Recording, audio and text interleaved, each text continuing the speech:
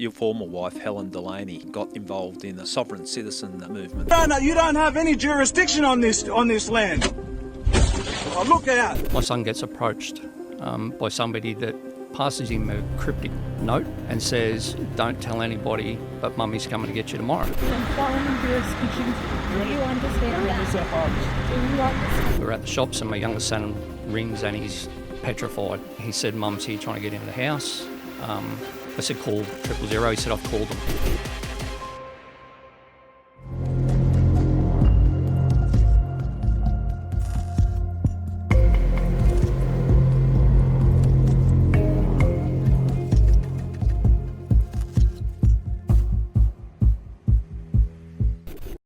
Who the hell are these sovereign citizens? What do they stand for? Why are we talking about them? And are they something we should be concerned about? Today, I spoke to Scott Murrin about the impact the sovereign citizen movement has had on him personally.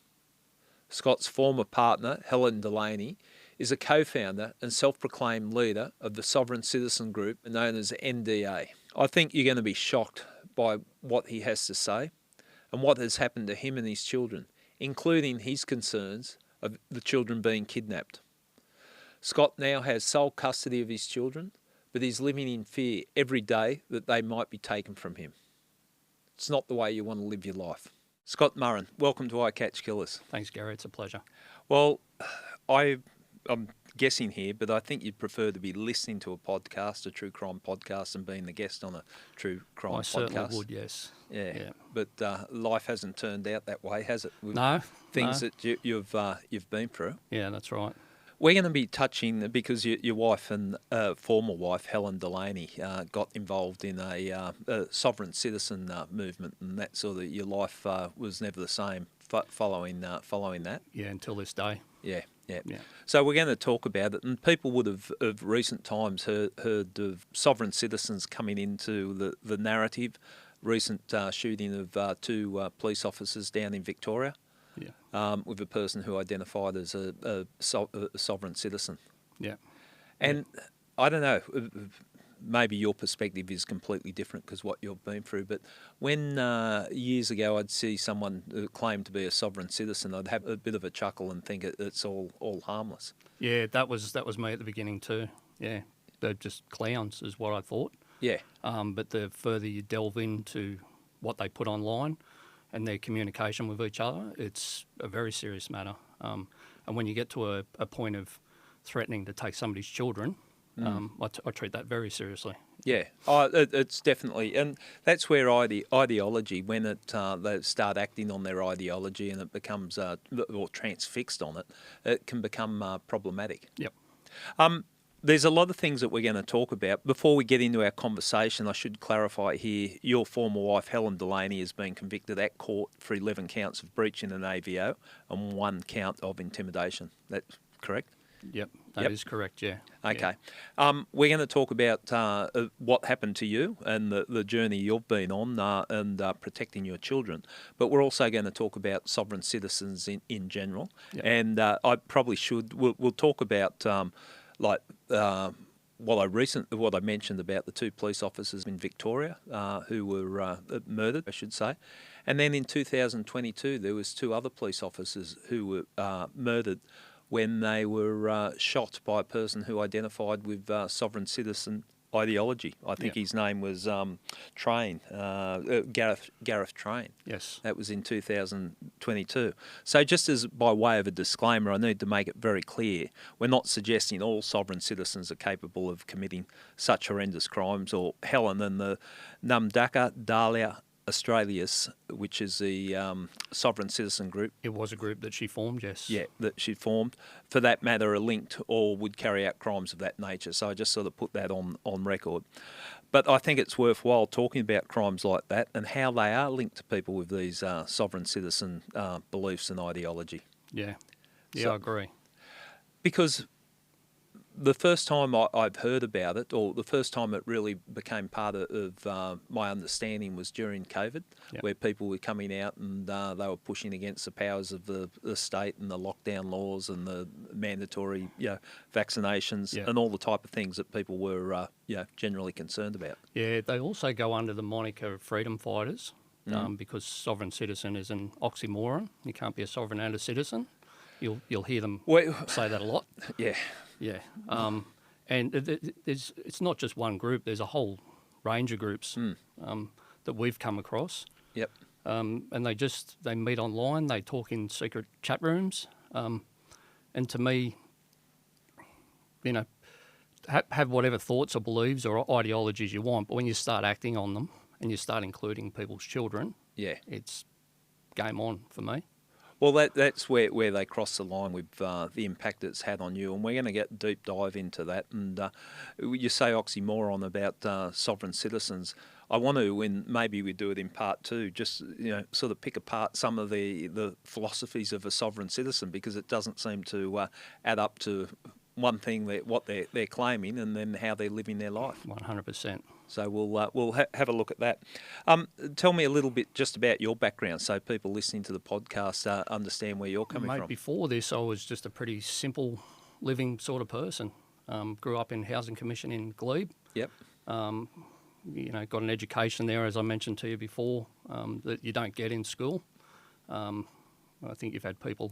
I'm just focusing through. Who would you know? Because Glebe was I know a lot of them. It was a tough neighbourhood to grow up 100%, in the day. Yeah. And before it became a trendy in a western suburb, it was the projects. It was a tough place to grow up.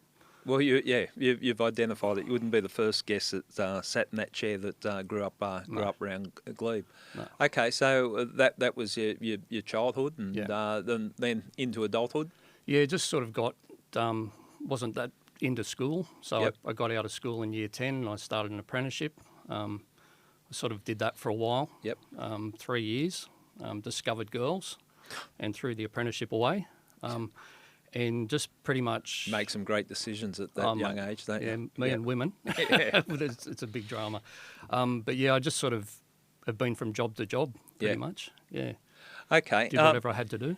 Now you've had from your first wife. I understand that you had a child. Your first wife. Yeah, I've got a daughter that's 27. Yeah. She's a psychologist, which has been helpful through this. And then a series of failed relationships after that. Some of which I was probably to blame for, Gary. No, okay, let's break that right down. I've never had admissions like that. Yeah. No, I understand. Like, relationships are complicated. Yeah. And when they fall apart, things can deteriorate rather quickly. But there's always two sides to the story. Yeah, never quite like this one. No, I've got to say, like, I've made some mistakes in relationships as well. Yeah. But I don't think I've gone down as bad as you have in what's happened with your relationship with Helen. Yeah, 100%. Yeah. So when did you get with Helen? So I was working as a security guard in Sydney, doing some very interesting work in that alone. And I met, I was sort of like, I'm working, upwards of 100 hours a week. Yeah. No time to meet anybody. Didn't feel like I was going to meet my future wife on a nightclub door. And then after that, I sort of just started to look into that internet dating. Yep. And we clicked through that. At the time, she was a film producer. Right. Working on big stuff like Superman, The Matrix, that sort of stuff. Okay, pretty so good. she's making a career Quite successful, out of that. Yeah. And then once we discovered we had a child on the way, my oldest son, she had a home up in Newcastle. Yep. So I was able to get work up there with the same company I worked for, and we went to Newcastle, and she became I worked in the advertising business as a producer, and I was working nights so I could do be daddy daycare during the day. Yeah. Yeah, and Newcastle, beautiful spot. It was great spot. Great, yeah. I thought we'd live there forever. And then my mum, who's 95 and still lives with me today, she was in the family home down the coast, and she sort of got to a stage in life where she needed help. Yep. She didn't want to go into a nursing home. And I made her a promise that, I wouldn't do that. Yep. So we shifted down there. And shortly after, we had Grace, who I mentioned to you before. We lost a child. Yeah, she was a spina bifida. Yeah, so they didn't find out until very late in the pregnancy. Yeah. So we had to go through the birth of Grace, and she didn't survive that day, which was tough. A lot of trauma associated with a situation like that. Yeah, very tough. First time I did counselling was SIDS and kids. Yeah. I used to believe that was all, spooks and weirdos, but it helped me get through that. Yeah. We shifted down to live with Mum, sort of start fresh, and along come my third son. And after the birth of my third son, we sort of, I was working, but she wanted to go back to work, so she went back to work, and again I went back into the role of daddy daycare. Yep. Yeah. And how did you find that? Loved it. Yeah, loved it. Sometimes the only bloke at the park with all the mums and Yeah. the strollers and stuff, but I did. I loved it. Yeah. There's a lot said for it, isn't it? Unless you've done something like that. I know some friends that have gone down that path and I talk didn't about have that. how rewarding it is. Yeah, I didn't have it with my daughter, but I'm a strong believer in that tummy time. Yeah. So straight after all of my children were born, I did that tummy time. Spending time with the kids. Yeah, and for me, that just gave us an unbreakable bond. Yeah. Which still there today. It's shown through. Yeah. Okay, so it was a fairly average, or when I say average life, it was a life that you were living and everything. Simple life. And everything was going well at that stage. Yeah. And then when did it start to? So when she find went back cracks to in the work, relationship. when she went back to work, she became a real estate agent. Selling land in a subdivision, and it was just at the time real estate was really slow where we lived, and then there was a boom, and I think she claimed one day to have sold $12 million worth of property, record sales day, that sort of thing, and she was good at what she did. Cut from that, yes, life was good. Yeah, and she sort of, that was where it started. She wanted to get into property investing. We bought a couple of properties, like I mentioned to you before, and that was out of equity within my family home. Yeah. Having lost a home earlier in life through another interesting relationship, which was right next door to the property that I now live in. Scott, maybe we should talk off camera. I had a tendency to, and I don't know if I should reveal this, but anyway, I'm asking you a lot of questions. I had a tendency to buy property in the peak and sell in the slump, and I worked out if I had adjusted my relationships by 2 years, I would have been buying in the slump and selling in the peak, mate, and I would have made a lot more money. From when I was 30 till today, financially, I have just made a mess of my life in terms of property and women. Well, it happens. So I'm certainly not sitting here in judgment of you. I want to talk. We've got a sense of the relationship at this stage. Now I'll talk specifically about Helen. A little bit more detail about it, but before we do, just so that our listeners can get a sense of what we're talking about, because she, how would I put this, became rather notorious, is probably the best word, when she featured on a YouTube sensation when she was being arrested by police and refused to abide by their decisions. And I just want to play that, and then we'll talk about Helen in more detail. Sure. Because this will give people a sense of what we're talking about. And I should clarify, this is after you've separated from her. This is down the track when she's very much embroiled and caught up in the sovereign citizen movement. Is, yeah. Window down for me, please. That's Just to let you know, I'm recording everything that's happening. Your driver's license for me, thank you. Yeah, I'm recording everything That's as well, fine, you just so can you're record on this one. notice. Just want your window down for me, thank you. That's as far What's your as name? it's going down. What's your name? My name's Senior Custom Borgas from Highway Patrol. Favour, give me your details. You are committing offences. Your driver's license for me, thank you. I'm not in your jurisdiction. Sorry? I'm not in your jurisdiction. Yes, you are. Your driver's license. Favour, give me your driver's license. Can you explain how we're in the jurisdiction, sir? Sorry? Can you explain how we're in your jurisdiction? You're driving You don't have any jurisdiction on this land. Oh, look out. You're under arrest. You're a Yep. Yeah, man, I would love to just get you one-on-one. Get out of the vehicle. I'll drive you. You're under arrest. Touch Get her. out of the vehicle, you're under arrest. Get out of the vehicle, you're under arrest. Come on. Don't touch me. I'm not going to touch you. Just take a seat for me, yeah? Okay, so what we just watched there, Helen was the driver of the vehicle. Yeah, she was, yeah. Police have stopped her. The aggressive man's voice you can hear, that was a passenger in the vehicle. Yep. At the time, Helen was stopped and claimed that the police, or in summary, that had no authority over her because she identified as a sovereign citizen. Were you shocked when you saw that? Yeah, that's not the person that I spent 10 years of my life with and had 3 children to. Yeah, completely different person. Because I remember seeing that, and it's sort of where it goes from a little bit funny to a little bit more serious. Now, she was arrested on that. I think there was some warrants in existence. Yeah. And I know the police come under criticism and, ripping a window out, because what we saw on the video was the police officer actually ripped the front driver's window out and smashed it. But what are police to do in that situation if someone's not recognising their power? They don't know what's in the car. They can't just 100%. let the person drive off. So that's sort of I played that because I want people to understand the difference between what Helen was when you first met her, or the type of person that she was, to what she evolved into. Yeah, with essentially 2 different people. This is what Helen's got involved in. How long were you guys together? 10 years. 10 years, Yeah. all up. And when you separated? When was that? How long you separated after 10 years, or were there cracks before then? Yeah, just before 10 years Yeah. we separated, and it was amicable at the start. 50-50 custody of the boys. We didn't go to court. You're doing the 7 days on, 7 days off type situation. Yeah, I was. Yeah. Yeah. And the children were happy. They went to the same school. We Yeah. lived a suburb apart.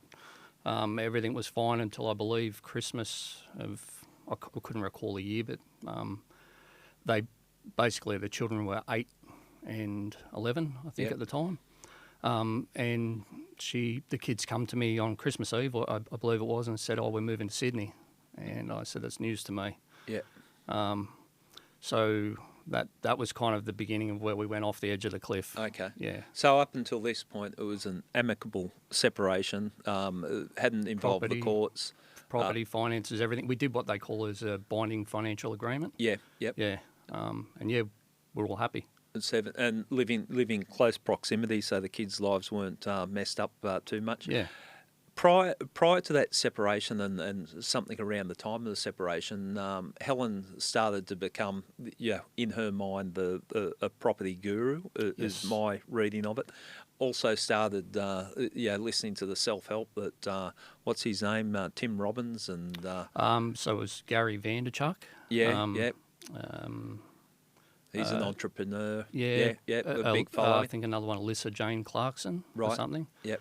And she started to really push that towards me. We could be sitting on a yacht in the Greek Isles and doing this, and that's people that know me. That's not me, Gary. Yep. If I win lotto, I'm probably shouting the boys down the pub. Right. Okay. I'm not sitting on a super yacht. Yeah. She became obsessed with. She wanted 5 properties in 5 years. As I mentioned to you before, we had 2 properties. They were out of the equity in my family home, and I just wasn't going to do 5 properties in 5 years. I'm a bit more risk averse than that. Yep.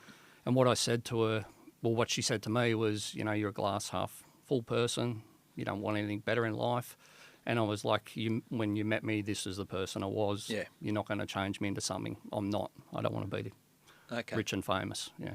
You can see how that would wear thin on the relationship or put cracks in the relationship. But I get the sense, and I'm asking, I'm not saying, but the sense that I get is that she really bought into it. I liken it to, when Amway salesmen used to come round and a friend would get caught up in it, and they're all of a sudden, I'm going to take over the world, and this is the best thing. Yeah, interestingly, she took me along to one of the meetings. Yeah. And we were sitting there, and I thought they were ushers all down one side. They were in the dark. And these people were sort of saying, "Oh, listen, we're going to we can do this for you. And then they come, you've got to buy a tape off them, you know, and then if you pay a bit more, you're on the platinum level. And as they turn the lights on, all these ushers were standing there with not coffee and tea, they were standing there with FPOS machines.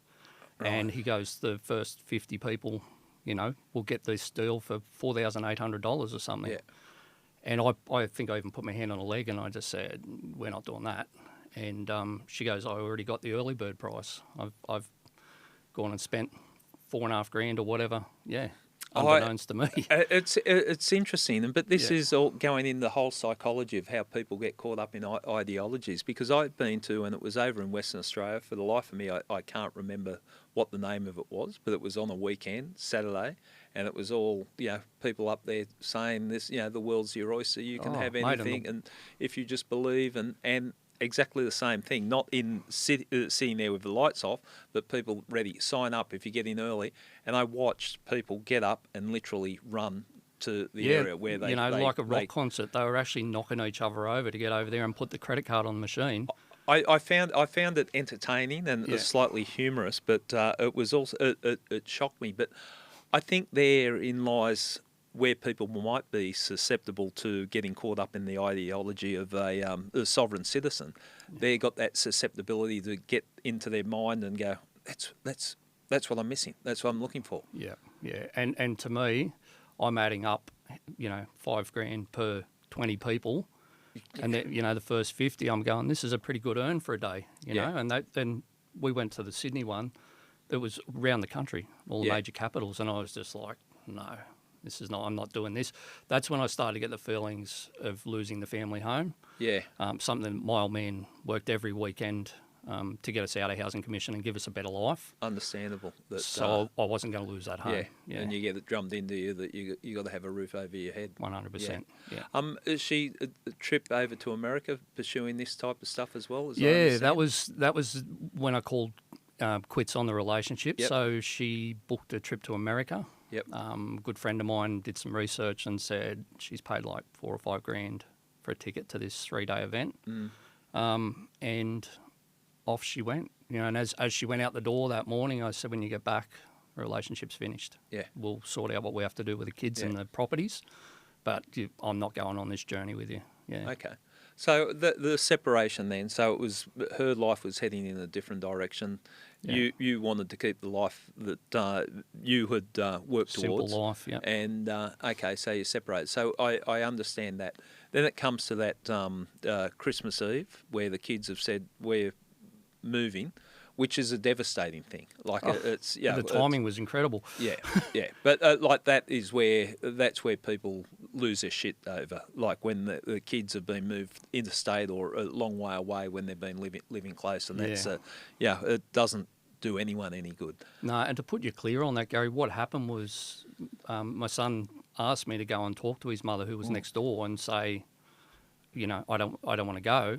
How old was your son at the time? He was around 10 or 11. Yeah, okay. They don't want to leave their friends. No, he was going into year 6 at primary school, you know, formal at the end, all his friends, that sort of, he didn't want to leave. And she basically told me I was being abusive. We were sitting at a table having a conversation. My son was present. Yep. And I said, look, I'm just going to leave. This is not my home. I'll walk outside. It was a mother's house at the time.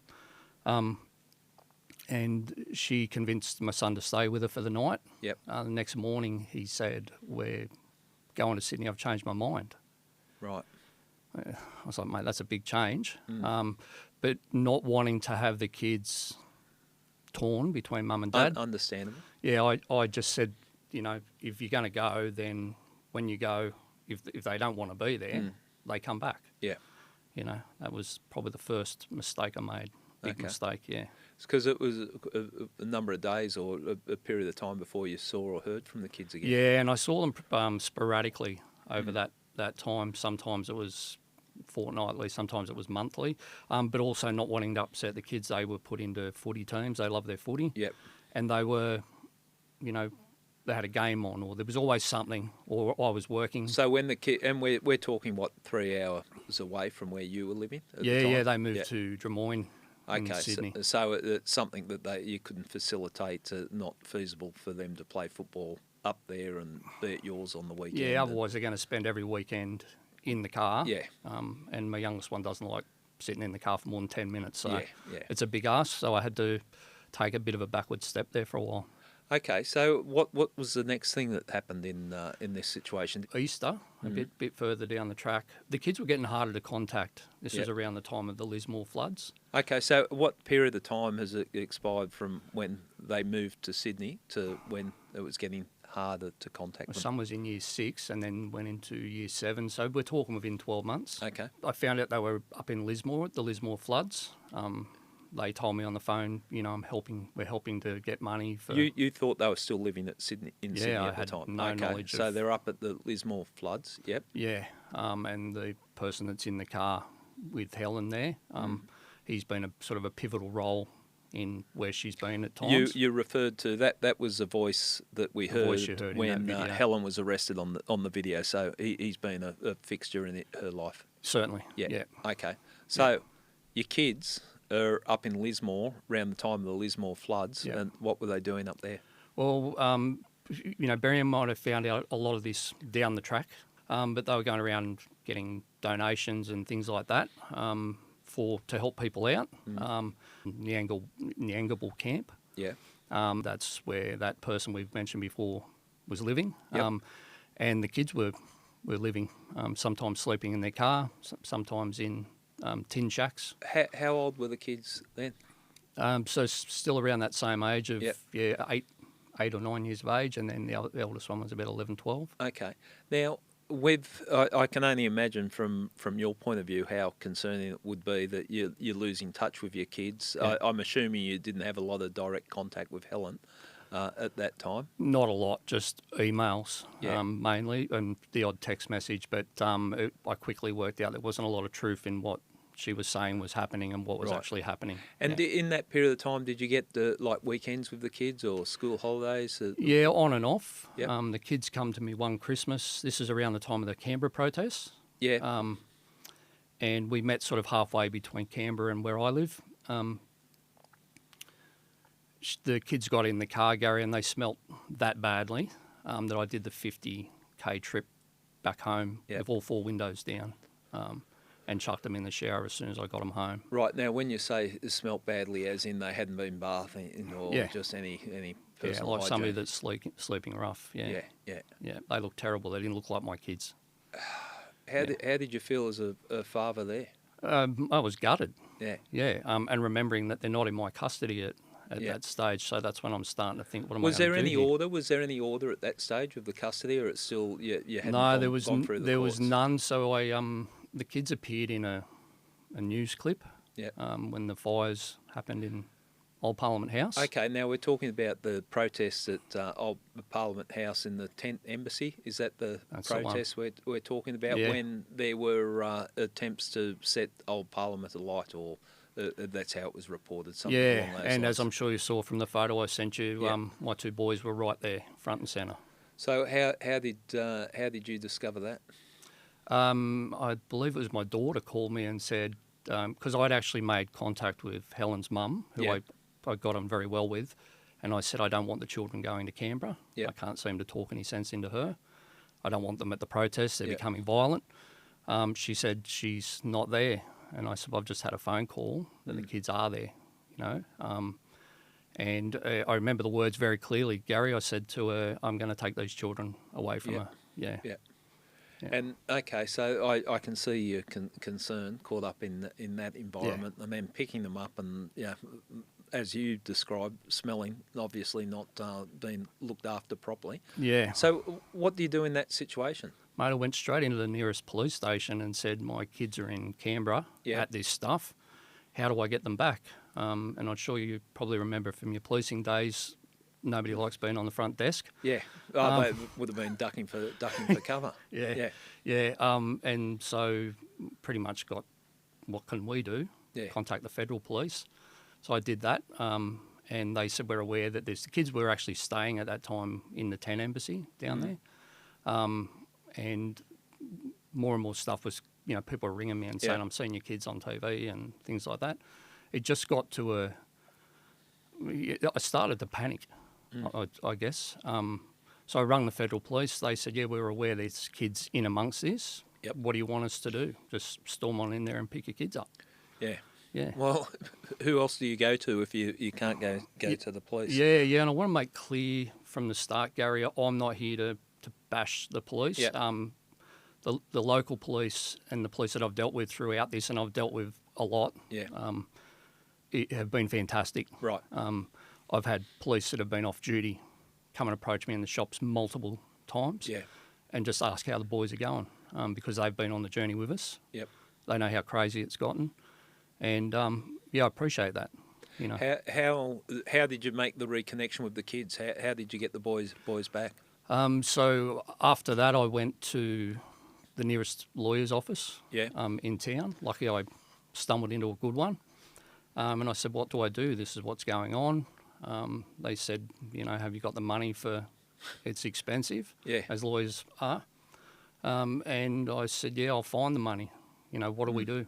How do I get my children back? Yeah. I was told pretty much it's very difficult, particularly if you're a dad trying to get the kids back from the mum. And I did an initial interview. Again, at this stage, I only knew little bits and pieces. I didn't know a lot. And then fast forward from there to Easter school holidays, the two boys come to stay with me. Mm. And my eldest son said, Dad, I'm not going back. How old was he at this stage? He would have been 12 and a half, Okay. thereabouts. Yep. Yeah. He was in high school, first year of high school. Mm. So this is where it gets a bit dark, Gary, but he said to me what was going on. He's a super intelligent young kid. Mm. So in order to prove to me what was going on, he was taking photos of everything. Right. He was storing, dropping pins on maps. Yeah. We stayed here, we slept here in a car, we did this sort of thing. And he said, if you make me go back, I've got my bus pass. Instead of getting on the bus pass to go to school, I'm going to use it to go to Central Station. Right. I know the train timetables. I've saved some money up. I'm going to jump on a train, and I'll keep doing that until you let me stay. Right. He even looked up, this is how smart he is. He looked up and worked out where the phone box was out the front. Yeah. And he said, I know if I ring you at 10 o'clock at night from that phone box, you'll turn up. Yeah. Yeah. Yeah. So he had a lot going on in his mind. And too much for a 12-year-old 100%, kid, isn't it? yeah. You don't want your kids going through that, but good on him to see, that he needed to get away. So, Yeah. Okay, so you're presented with that. What do you do? And I ask this genuinely because it's such a difficult situation to find yourself in. Yeah, mate, I'm a strong believer in gut instinct. So Yeah. whether I thought things were right or wrong at the time, I went off what my gut told me to do. Yeah. A little interesting side story is that my son went fishing at the local wharf, and a kid was intimidating him. He was trying to pick up his gear and get out of there quick. He dropped the phone with all the evidence in the water. Right. It was a stormy day. You couldn't see in the bottom of the water. I'm thinking, great, we've lost a lot. Because the lawyers were telling me, there's a lot of stuff that will help in there. So I went to work and I was telling the boys at work about it. And one of the boys said, I know a guy that's a diver.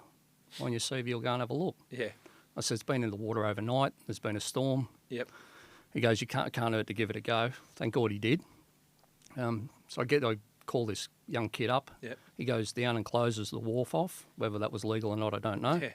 And does a grid search in probably 5 foot of water, back and forwards with his hands. He said he had no visibility, couldn't find the phone. Yep. I said, thanks for trying, it's going to sling him some cash. And he said, what colour was it again? And I said green. I'm colourblind, Gary, so I'm guessing colours. What happened was my son was still there with me. He turned around and said, Dad, the back of the phone case is white. The diver said, give me a second. He goes down, and what he thought was a bit of rubbish lodged in the barnacles on the side of that wharf was my son's phone. Wow. Okay. So, the universe helped us a bit there. Yep. But we took that phone to a phone fix place, and they were able to extract all of the information. Information. Okay. Well, that would have helped. So you've got evidence that the way the children have been treated in their life. You've engaged a solicitor. What is the next step? The family law court? It is. I was told to go hard Yeah. early. Initially I had a family law solicitor. Then they said, no, you need a specialist. Yep. That specialist then said, we're going to need a barrister as well. And I'm thinking, There goes your bank account. and the family car, whatever I can get rid of. I know. It's horrendous. It's horrendous how. Yeah. But how do you put a price on your children? Well, that's the thing. Yeah. That's the thing. Yeah. It's, Yeah, so what happened then was we had what they call an initial hearing. Yep. And going back in the story, what happened was my youngest son wasn't sure whether he wanted to stay. So I made the decision, again, one I regret, Yep. to let him go back to his mother. So you can imagine how that went when I'm supposed to be dropping 2 children back. Yeah. I drop one back. He jumps out of the car and says, my brother's not coming back. This is what's happened. I left there. This was up in Sydney. I went to my now wife's place. Yep. And shortly after, I get a phone call from the cops that are looking for a child that's kidnapped, Right. a child that I've kidnapped. Yeah. I said that's not the case. My son might have been a little bit old by this stage. It's a bit cloudy. But basically, I was told that children can sort of vote with their feet by the time they're around 14. Yeah. I think we were edging up towards that. And, yeah, that just started what's now become our nightmare. Yeah. And so there's complaints, I'm assuming, from Helen that the child's been kidnapped and... Yeah.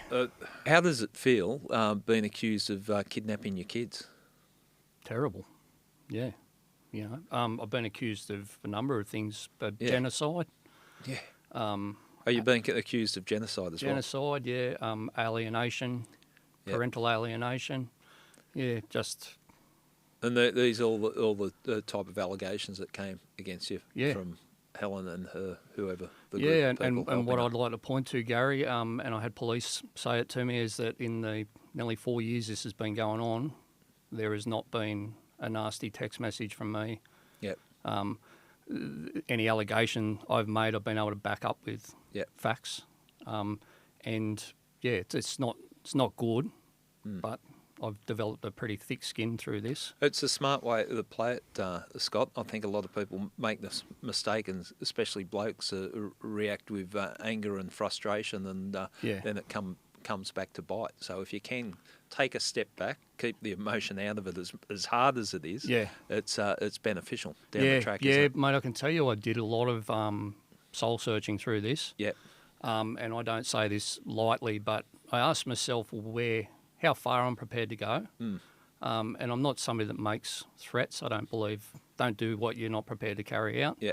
But in the case of what these people have put myself and my family through, I'm prepared to open the gates of hell and drag them in there with me. Yeah. Simple as that. Okay. I understand that from a father's point of view. Yeah. Just break it down, what you've gone through, because I know it's been a hell of a mate, journey for you. So what happened was we returned home. Somewhere shortly after that, the courts decided that the boys couldn't be separated. So what they did was put both the boys with me. At this stage, the youngest son had been turned against the eldest son, which is hard to watch. What sort of things, in what way? So he was told his brother was a snitch, that he'd caused the family breakup.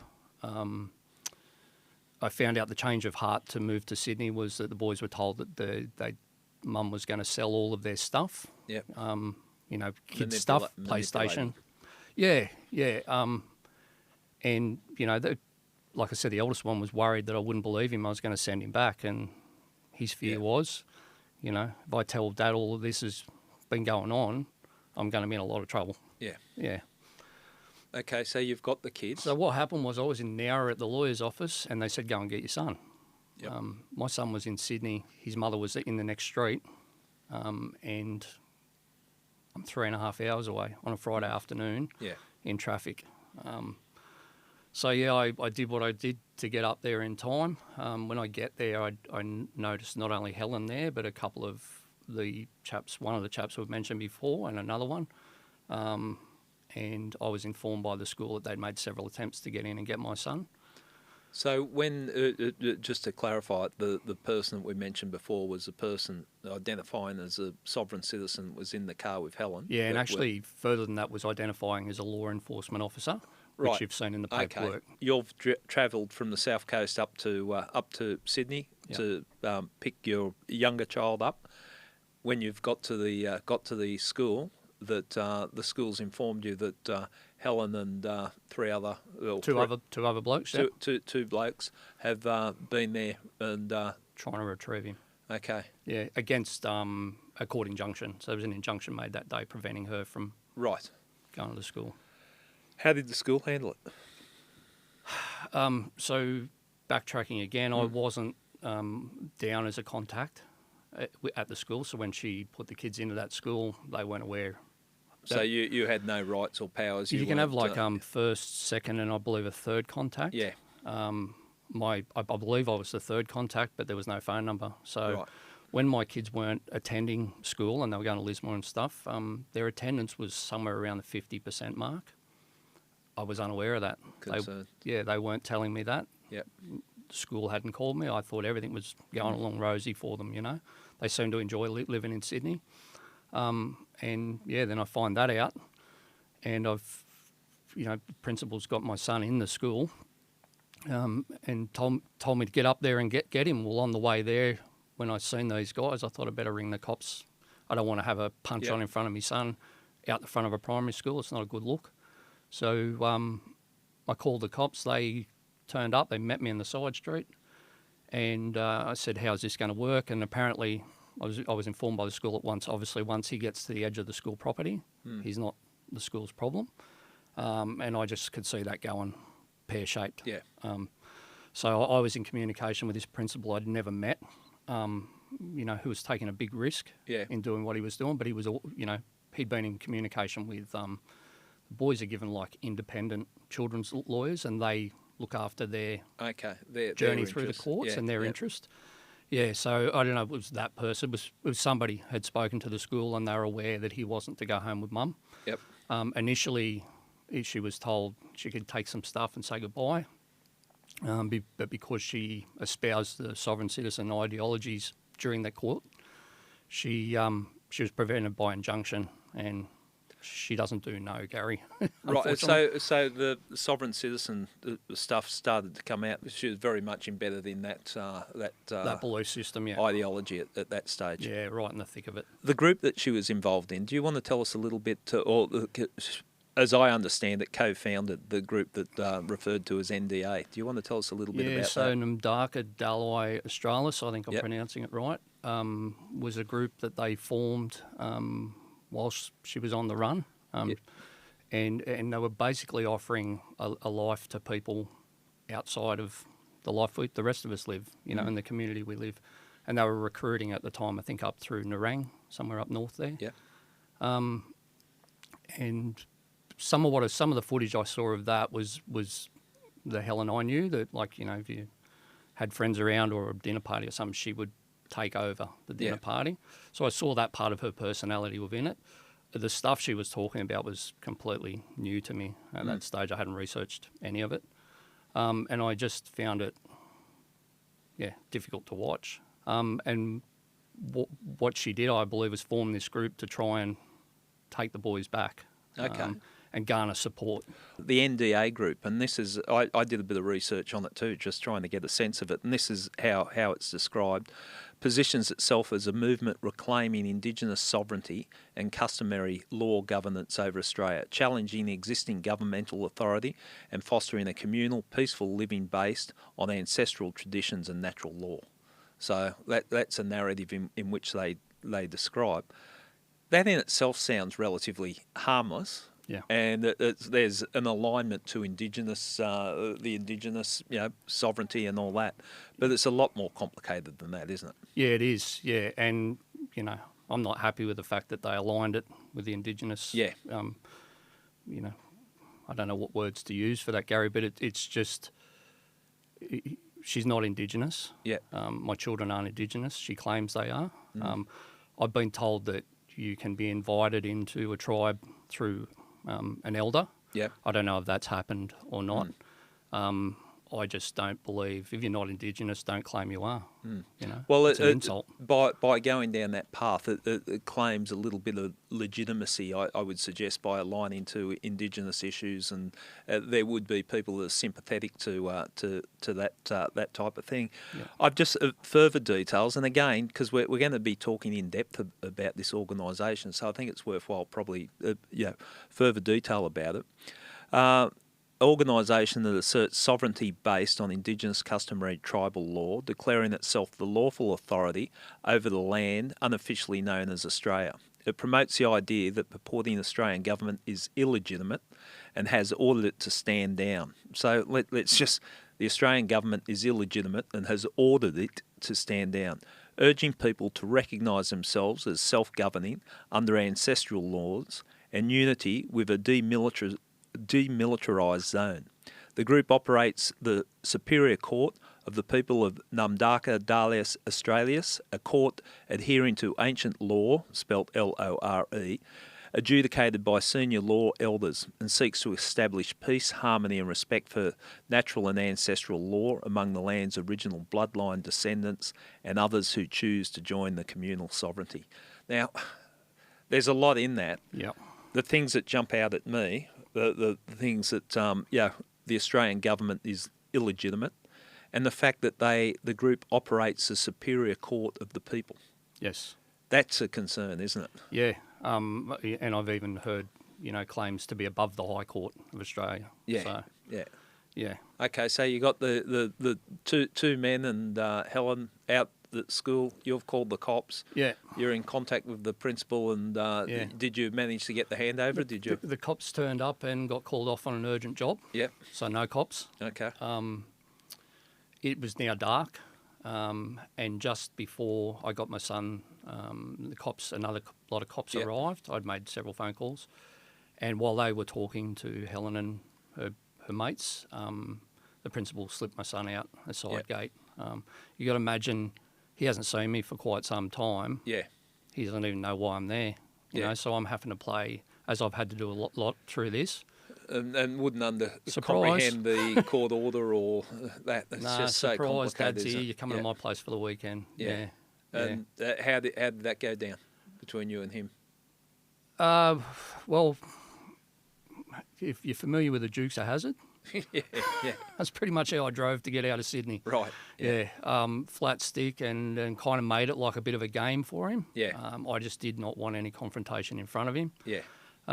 We get him down, and then the next day we have to go and get him a school uniform to start at school. So I left my oldest son in the house with my mother. Yeah.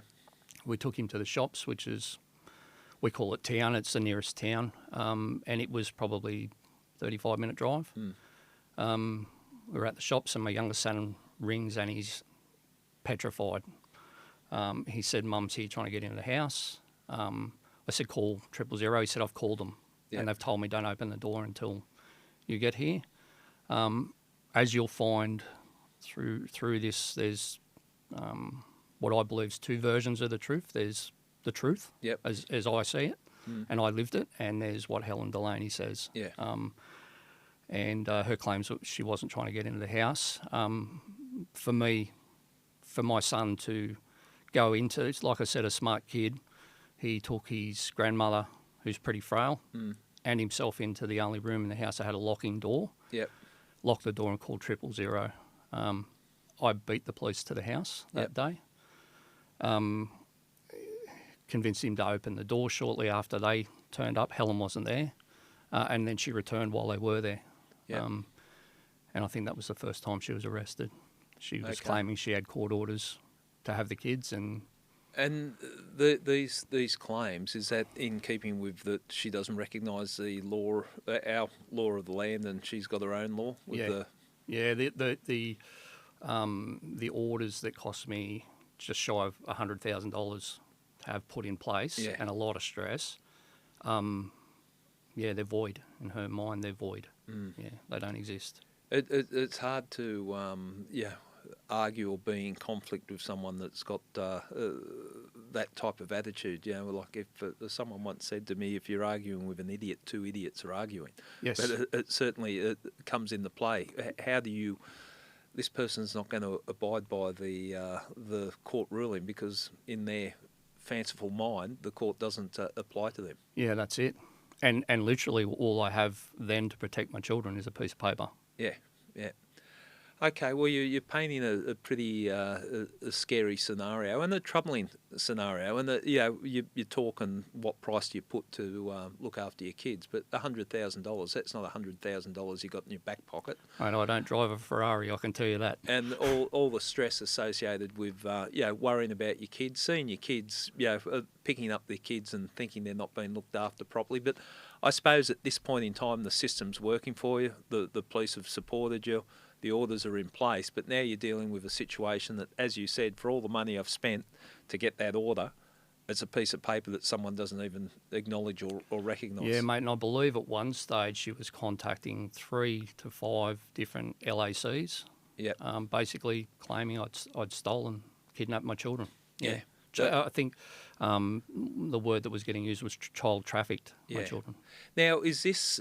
She's very much embedded in the sovereign citizen movement at this point in time. It was all this stuff that was coming from her. You've described how she's changed, but is this the ideology that she was now believing or living and breathing? Yeah. And like I said, that's a loose term. Freedom fighters is another term that gets thrown around. Yeah.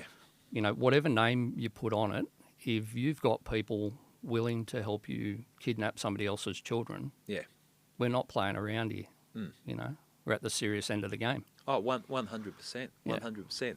So in that incident, she's out the front. You've called the police. She got taken away, arrested, and then I'm assuming not charged at that point in time. No, and I think there was like an interim AVO put in place. Okay, so this is the first of the AVOs that have come into place. And what were the directions of the AVO? What were sort of restrictions? I think just the basics. You can't come within 500 metres of myself where I go to work. Yep. That sort of stuff. Yeah. And tell us about the breaches. The breaches. So, you know, very hard as a man. When you talk about the domestic violence space, it is predominantly women and children that are spoken about, and so it should be because that's where the worst of it is that I see. But there is men that go through this.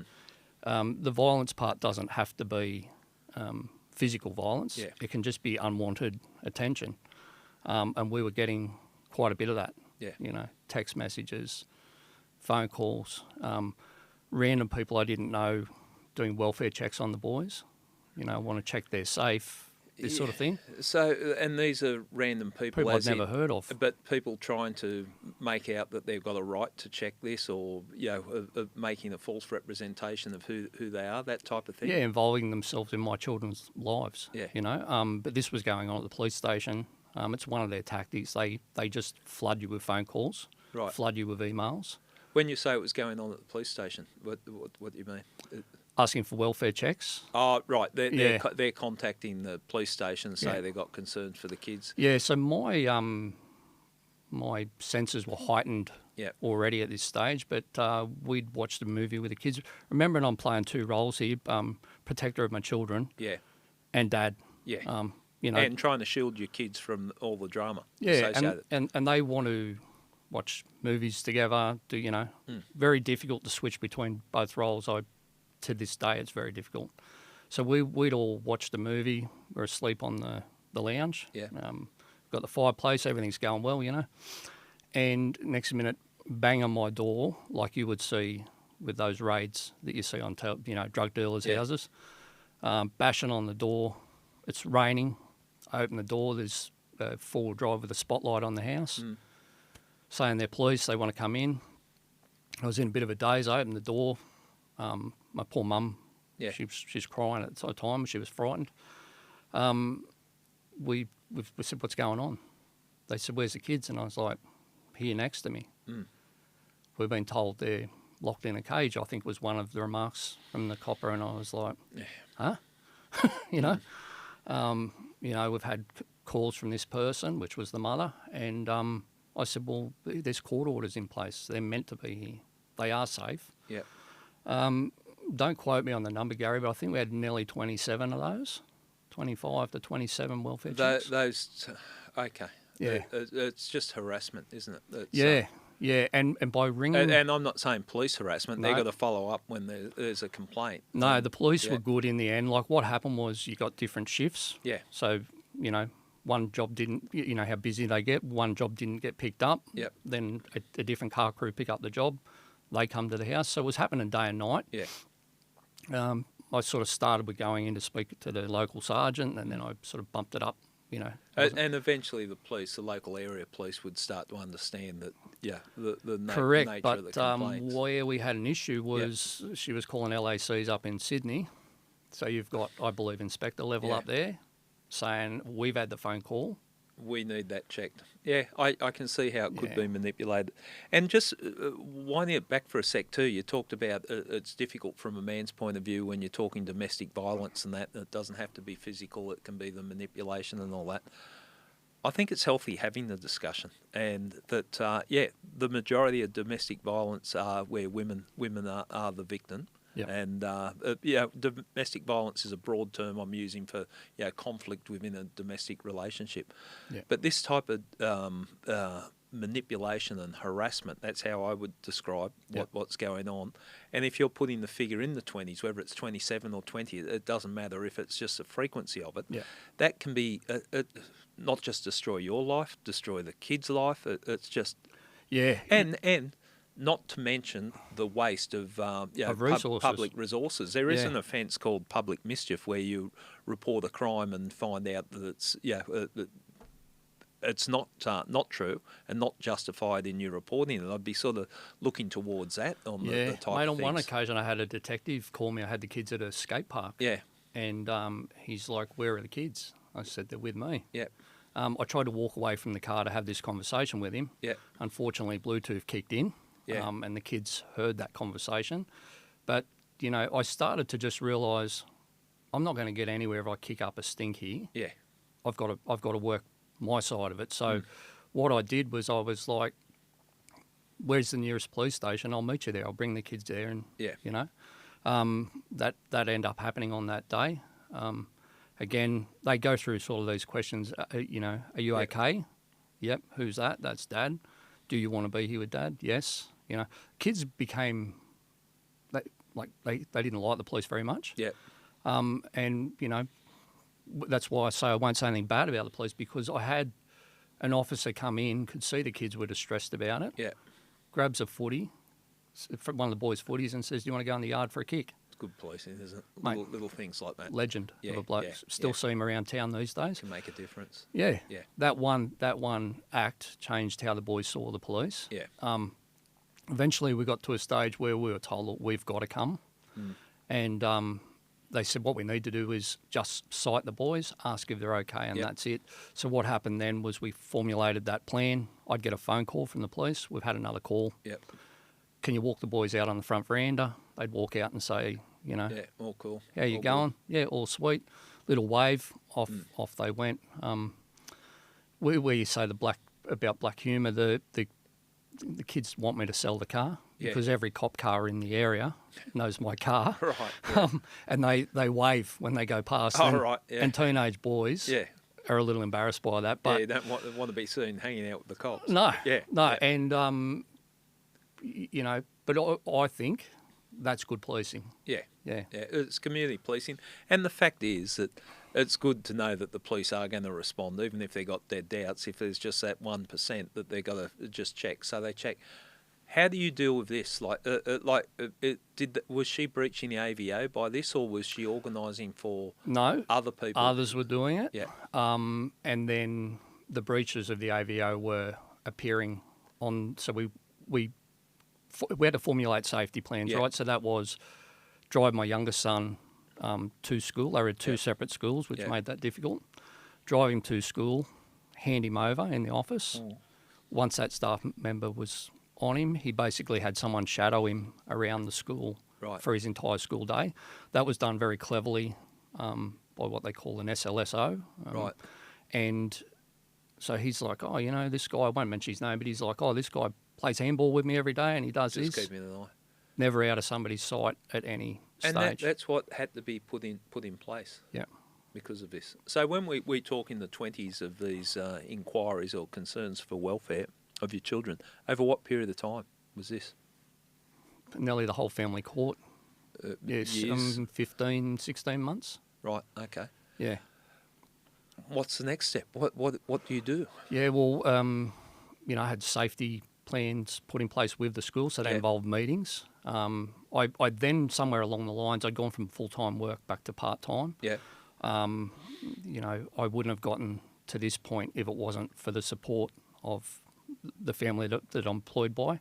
They let me go back to part-time work, and pretty much anything I've had to be at, court appearances, school meetings, they've just facilitated, and I can't thank them enough for that. Yeah. And I guess it got to a stage where if, the school would take them on outings to the park or bike riding or something, my son couldn't go to that unless I was there. And this is because of concerns that they would be Yeah, so I abducted? probably skipped over a bit. So what had happened was, on one occasion, I'm talking like, you can imagine how tightly you hold your kids when this goes on. So even for my son to go out and play, and I say my son because the youngest one was the biggest concern. Yeah. His mum was going to grab him. Yeah. She'd sort of cut the eldest one off because He woke up to. he was the snitch, in her words. So what happened was, my son used to go and play with one friend down the end of the street. I was advised by police, you might want to throw a tracker on him. And I was like, what do you mean? And they said, in case he's grabbed. That's difficult to hear. Very difficult to hear. And for police to say that's must have some rationale behind telling you to put a tracker on your child. And then, don't put it in a school bag because that'll be the first thing gets thrown away. And my head's spinning. Yeah. So we come up with a plan there, and I won't go into where or how he carries it, but he still does to this day when he's outside of where we are. So we formulated a plan with his friend down the corner that he'd ride the bike down. As he turned around the corner where I couldn't see him, the other mother was on So the phone, keeping him. and she says, "Yep, I can see him." They'd play together, and then when he was coming home, she'd ring.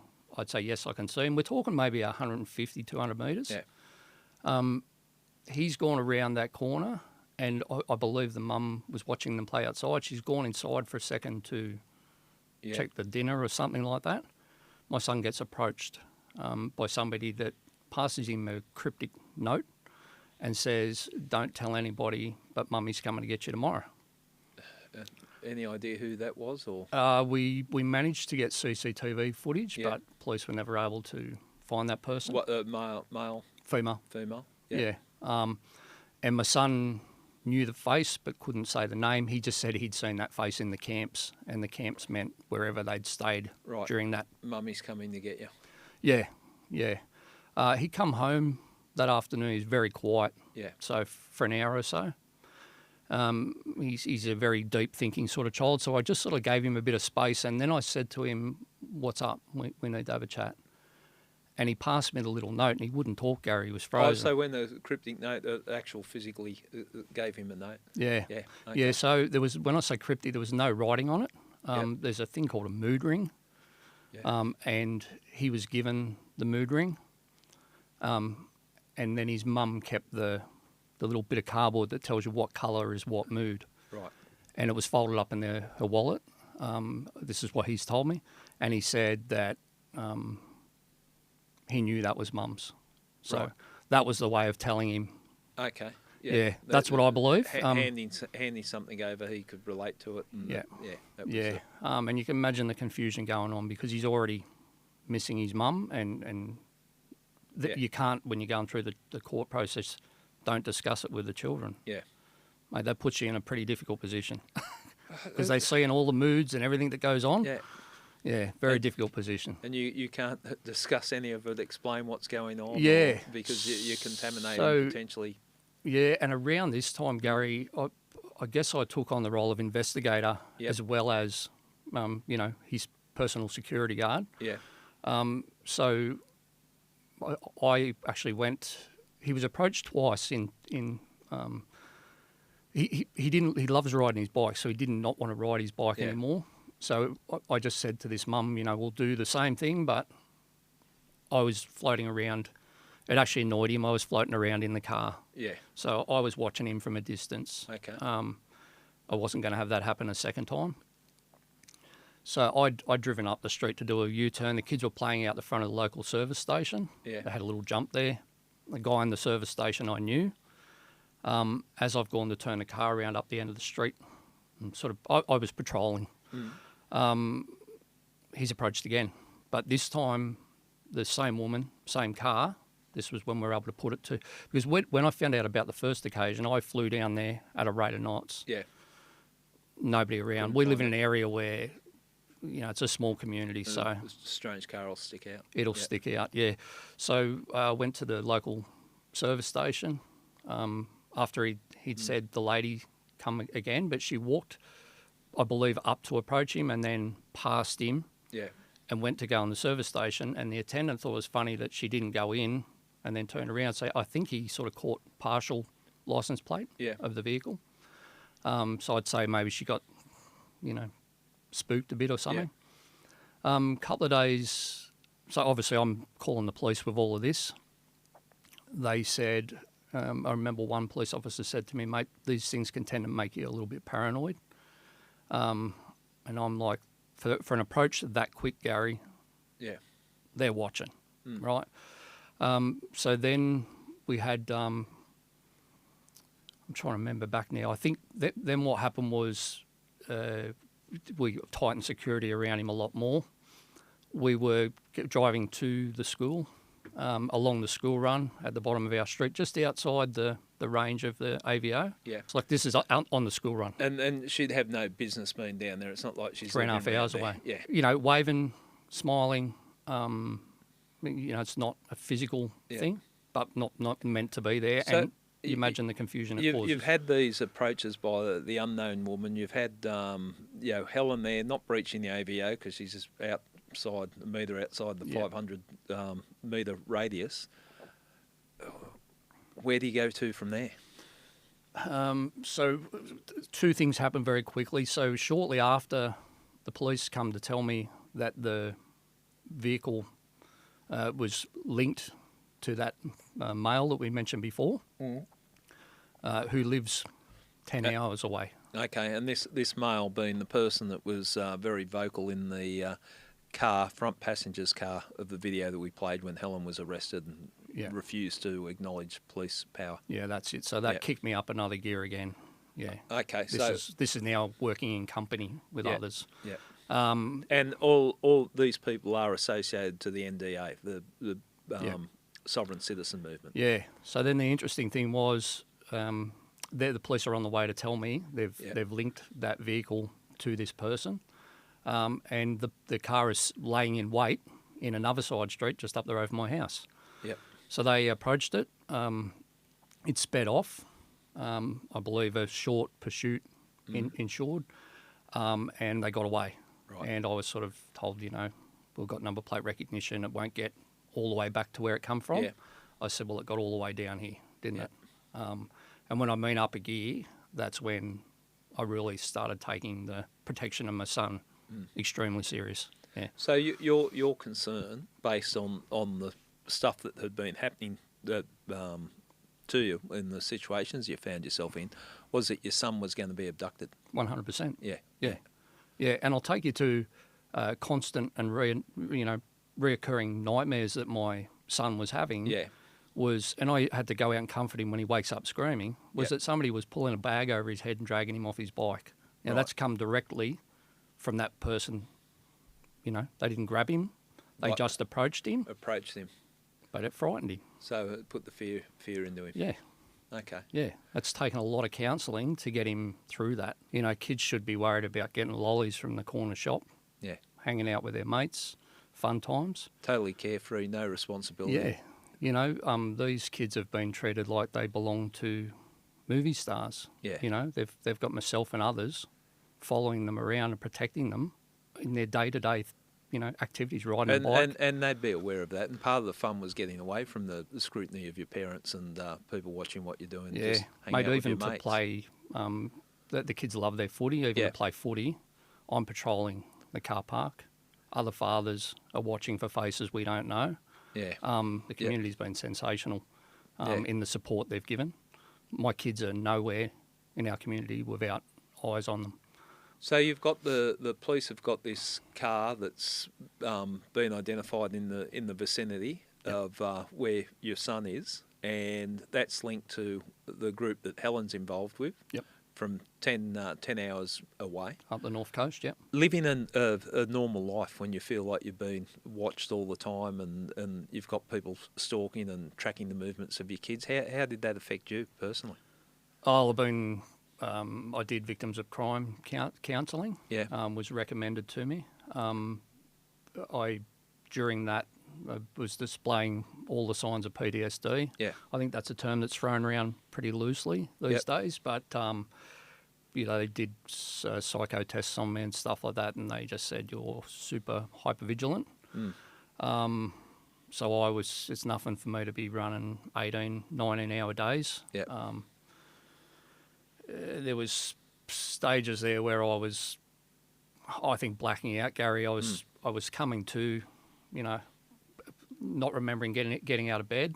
Yeah. And lying behind the front fence, tooled up, ready to go. Yeah. Kind of likened it to when I was working on the door. Yeah. I'm a pretty passive guy. I used to get a kick out of talking blokes down, not punching on with them. I kind of, when I put on that uniform, I become a different person to who I was in my own life. So I went back to that. Yeah. The unfortunate side of it is I didn't take the uniform off, and I still haven't to this day. I've become a different person. My wife has said that this has changed our lives forever, and that's exactly what it's done. Okay. Look, we might take a break now. What you're going through is horrendous, and you're describing it very well in detail, and the build-up and the frustration and all the things that go into there. When we get back for part 2, we're going to talk about you getting served a warrant from the NDA Supreme Court of the world, or whatever they. That's another fact of the case. That did happen. Yeah, and then the court matter, and I've got some extracts from the transcripts of things that Helen said in the court, just to give the listeners a sense of what you're dealing with here. Yeah. I think you coming out and speaking, and I know before we spoke on the podcast, you want people to understand these are the things that can happen, and this is the impact it can have. Is that the basis of your talking here? Yeah, it's to tell other men out there that domestic violence is real for you. Everybody's case is different. I understand that, but you've got to stand up. Yeah, you've got to grow up here and stand up and say this is not okay. Well, I suppose flip it, and what you've described now. If it was a woman in this situation and a man was doing that, I'd already be sitting in silver water. Well, you said it, I didn't. Yeah. But, well, that's the truth of it. But I think we need to have that discussion. If you flipped it, and if it was a man stalking a woman like that, and sometimes, and quite rightly, you should be sitting in Silverwater prison if you're doing that. Yeah, I agree totally. Yeah. I think it's a healthy discussion to have about sometimes males are the victims in these situations. Yeah, I think I pointed out to you, Gary, in a letter I sent you. Yep. That, and where I grew up, rule number 1 was don't fuck around with another person's family. Yeah. They chose the wrong man's family to fuck around with in this case. Yeah. So I'm not going away. I'll do it publicly. I'll stand in front of them. I'll take it to whatever level they want to take it to. Yeah. But they chose the wrong fucking family to mess with, and my children. I like the messaging. And that quite right. You can't be intimidated or harassed, and good on you for standing up to them. Let's have a break. Come back, and I think when people listen to some of the transcripts from the court matter, they'll get a sense of what you're dealing with and how difficult it was. Yeah, thanks, mate. I look forward to it.